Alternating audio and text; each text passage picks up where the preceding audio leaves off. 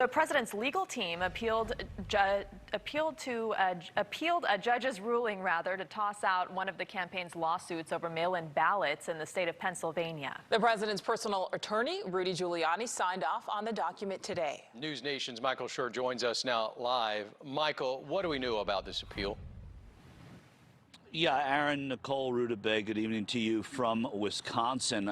In Pennsylvania, though, what we do know is that this, according to the Trump campaign, is exactly what they wanted and expected to happen.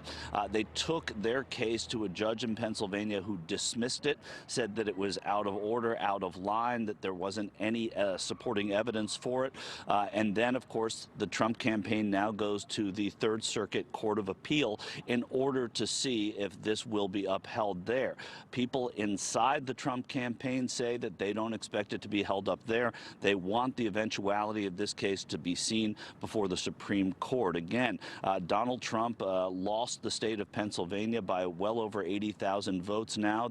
And in order to have anything change in that state, they're challenging at the county level the differing ways and what they call irregularities in which those absentee ballots were counted in the Commonwealth of Pennsylvania. It is a long shot, and the campaign probably knows that, but they're pushing forward with this case. Though today, Sidney Powell, who has been a lawyer who was ostensibly on the Trump legal team, it was announced today by Rudy Giuliani and Jenna Ellis, who are on that legal team, that Sidney Powell is not, in fact, part of that team, that she has been going a little off the reservation, as it were, in talking about the policies and strategy that the Trump legal team is going to be taking into account going forward. Though on November 14th, President Trump did tweet that Sidney Powell was part of his very big legal team in terms of challenging the election. Now we take it back here to Wisconsin. The recount is happening. It's happening very close to where I'm standing here in Madison.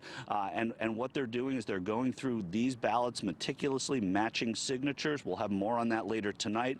But in Milwaukee, that's the other county where it's happening, there are some problems. The observers there and the election committee are having a little bit of a problem because they're saying that the Trump campaign team, and that's a legal team and it's also volunteers that are inside, they're challenging too many votes. They're holding up the process. I texted today with a commissioner there in Milwaukee County who didn't want to be identified, and he wouldn't say much, but what he did tell me was he sees this as a bad faith effort on the Trump campaign to delay the count. So they're going to work a little bit of that out. The way it works is you'll have someone counting a ballot on one side. You'll have two observers, one from each of the campaigns, watching that count happen. They're saying that each ballot that the Republicans are looking at, they're challenging, and it's slowing the process.